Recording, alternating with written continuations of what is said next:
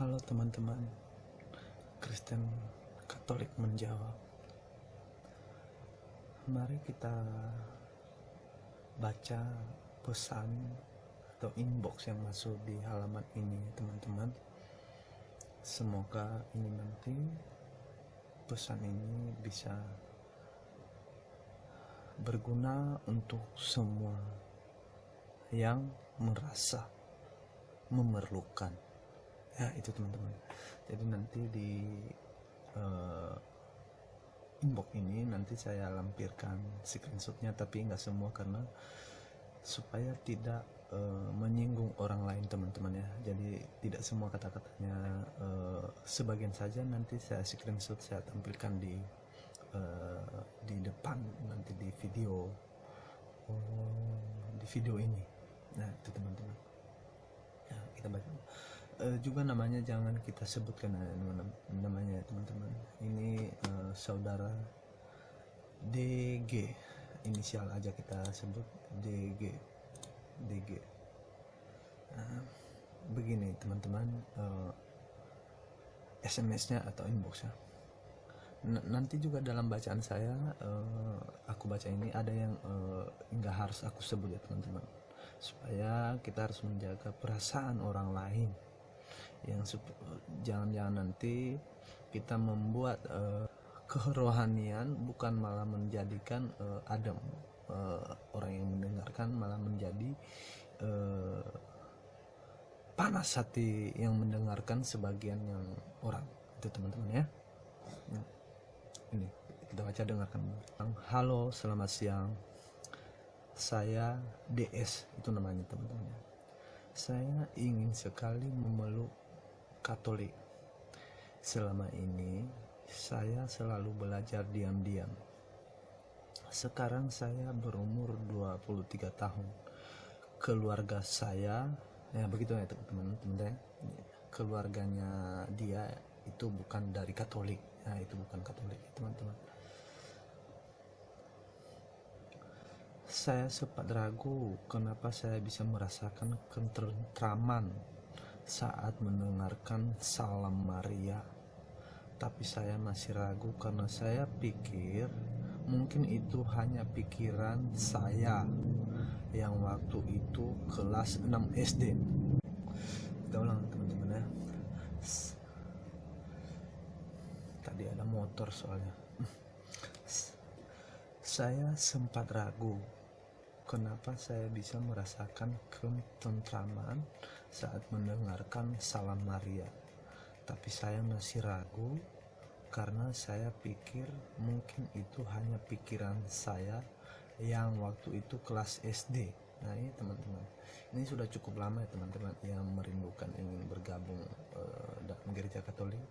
Sekarang dia katanya 23 tahun, sedangkan dia merasakan ketentraman, mau ketentraman ya dengan gereja Katolik itu dari kelas 6 SD. Terus memutuskan masuk, dia masuk di sekolah agamanya dia ya teman-teman ya, jangan kita sebutkan. Saat SMP, dia SMP, tapi saya tidak merasa tenang, selalu gelisah. Akhirnya saya SMA belajar lagi sedikit. Lalu ketiga SMA saya kuliah dan jauh dari orang tua. Saya memutuskan untuk ikut UKKT, Unik Kerohanian. Nah, dia pernah ikut ya teman-teman, Unik Kerohanian Katolik di kampus. Berarti dia sekolah di Universitas Katolik di kampus, terus dia ikut UKKT, Unik Kerohanian Katolik di kampus saya. Di kampus saya agar saya bisa belajar lagi, dan saat itu saya merasa senang dan damai. Saya sekarang sudah bertumbuh, berumah tangga. Saya sekarang sudah berumah tangga. Apa yang harus saya lakukan? Berpura-pura saya tenang dalam agamanya yang dianutnya, atau saya mulai beritahu suami saya atas keinginan saya sampai sekarang. Keinginan dia teman-teman, sampai sekarang dia masih di agamanya dulu teman-teman. Nah itu dia teman. Jadi ada juga yang apa ya teman-teman, yang mengirim kami WhatsApp seperti ini, tapi namanya bukan DG. Ini masih ada WhatsAppnya di HP saya teman-teman. Nanti saya juga screenshot, tapi saya hilangkan namanya biar nggak ada yang tersinggung ya teman-teman ya. Untuk orang di luar sana yang ingin bergabung di gereja Katolik tapi nggak tahu caranya, bingung. Sebenarnya kalian nggak perlu bingung teman-teman ya. Yang pertama yang kalian lakukan, kalian datang dulu ke gereja, cari gereja Katolik. Mungkin kalau di pelosok agak jauh-jauh ya, itu resikonya gereja sebagai agama minoritas teman-teman. Kamu cari gereja Katolik, kamu ke gereja dulu. Itu yang pertama. Ada salahnya kamu menghubungi fanspage kami di fanspage halaman kami ini, nggak apa-apa juga. Yang sebaiknya yang kamu lakukan adalah kamu cari gereja Katolik, dan kalau udah kebuka, kalau memang diadakan gereja setiap minggu sekarang, ya kamu ke gereja dulu. Kamu lihat apakah kamu di sana nyaman. Jangan-jangan hanya perasaanmu itu ya. Coba kamu gereja di sana beberapa kali. Kalau memang hatimu sudah mantap, sudah benar kamu nyaman ikut Ekaristi, di sana nggak perlu takut masuk di sana, karena nggak ditanya KTP-mu, nggak ada pemeriksaan KTP teman-teman. Silakan duduk. Cuman di gereja Katolik dengarkan, tenang, ikutin aja. Kamu lihat orang-orang yang contohnya ada yang tanda salib, nggak ada salahnya kamu bertanda salib. Nggak ada salahnya juga kamu contohnya kamu suka doa Salam Maria, nggak ada salahnya kamu ikut berdoa seperti itu, atau Bapa Kami dan lain-lain.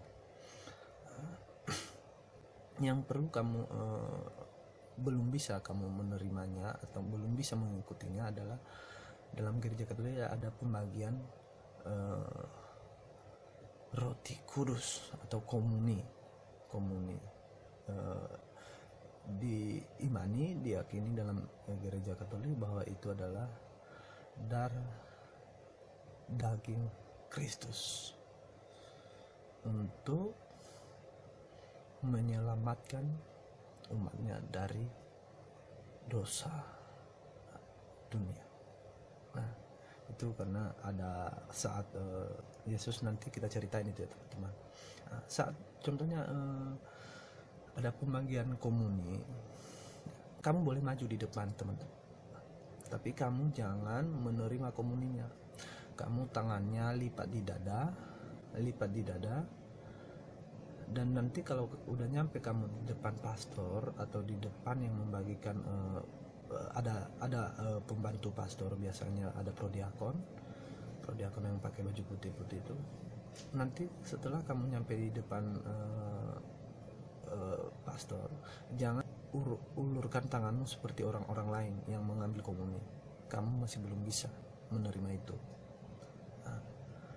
Yang kamu lakukan, kamu lipat tanganmu di dadamu, terus saat nanti nyampe kamu di depan, dikasih kamu tanda salib di jidat dalam nama Bapa, Putra, dan Roh Kudus. Nah, itu pernah saya lakukan itu teman-teman dulu. Contohnya saya lagi bekerja, saya tidak bisa mengikuti misa sepenuhnya. Ya saya menerima berkat aja, karena kadang-kadang saya motret di gereja sambil ikut misa, tapi saya rasa saya nggak bisa menerimanya karena mungkin aku nggak bisa mengikuti misa sepenuhnya karena aku motret bekerja ibaratnya. Jadi saya hanya menerima berkat aja. Nah, kamu kalau seperti itu ya nggak masalah, kamu datang ke depan seperti itu. Nah, kita lanjut. Setelah kamu udah tahu nyaman di situ, beberapa kali kamu gereja, aku saranin sih beberapa kali, jangan hanya sekali. Biar kamu benar-benar nyaman. Di situ ada sekretaris gereja. Nggak jauh dari biasanya dari gereja Katolik ada sekretaris gereja yang setiap hari Minggu buka.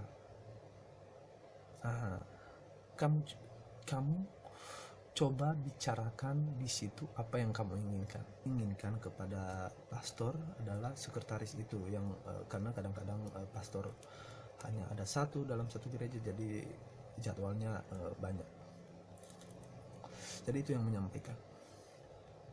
Kamu utarakan baik-baik, sekretarisnya itu baik-baik, mereka nggak galak-galak, mereka sangat santun karena itu dipilih dari gereja ya, dari gereja, jadi mereka pasti ramah-ramah. Nah, itu pertama yang kamu lakukan.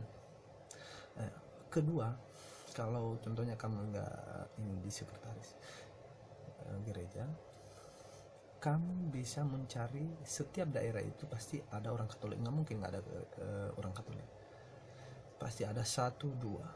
Kamu tanya sama sekretarisnya, di wilayah saya ini orang Katolik siapa ya, ada nomor teleponnya nggak? Nanti kamu dikasih nomor telepon. Ketua lingkungan itu memiliki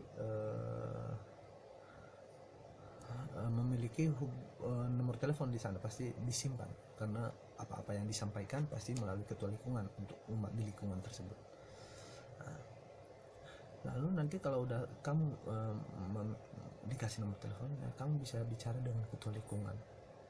Nah, nanti di lingkungan itu, di situ yang memfasilitasi kamu teman-teman belajar katekumen. Ada orang-orang yang ditunjuk dari gereja untuk belajar tentang gereja, hafal Bapa Kami, hafal syahadat para rasul, aku percayakan Allah, dan ada dasar-dasarnya. Kamu akan dikasih tahu dasar-dasar ajaran gereja yang contohnya tanda salib apa artinya. Nah, kamu dikasih tahu itu setelah nanti kamu mengikuti pelajaran katekumen, namanya di sana katekumen, kamu baru dibaptis. Nah, itu ya teman-teman, baptis itu materai yang kekal. Materai yang kekal itu tidak bisa dihapuskan, karena kita waktu dibaptis enggak menerima tanda waktu udah dibaptis, hanya dibaptis aja, disiram air. Di gereja Katolik dia udah menerima, dia disiram kepalanya dengan air.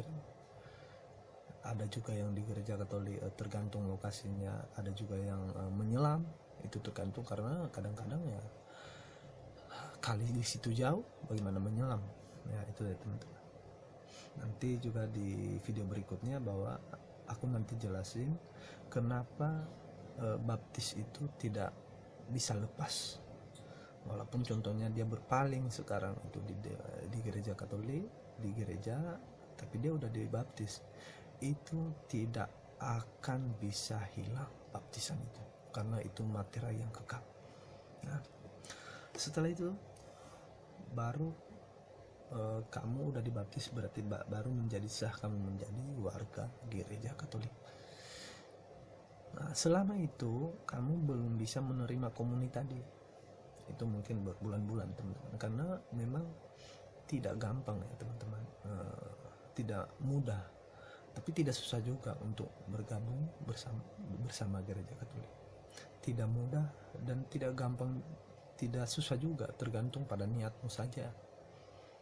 Karena kamu harus belajar itu supaya kamu tahu, oh begini ajarannya. Jadi nggak hanya asal dibaptis aja tanpa kamu tahu apa-apa tentang gereja, lalu kamu udah menjadi umat Katolik.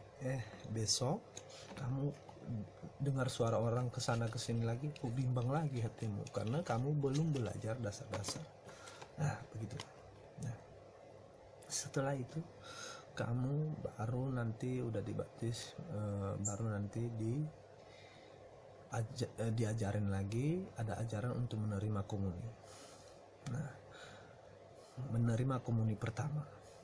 Nah, di situ nanti kayak menerima komuni, baru kamu udah menerima komuni itu baru udah bisa ikut seperti orang umat yang lain, datang di depan mengambil hosti, memakannya. Ya, itu teman-teman. Jadi itu yang saya kasih jawab, yang kami jawab untuk hari ini. Nanti kalau ada teman-teman yang lain untuk mau bertanya apa, silakan inbox kami atau silakan juga komentar, nanti kami baca ya. Kami akan berusaha untuk untuk menjawabnya dengan baik. Nah, terima kasih. Semoga kamu menemukan imanmu yang sejati.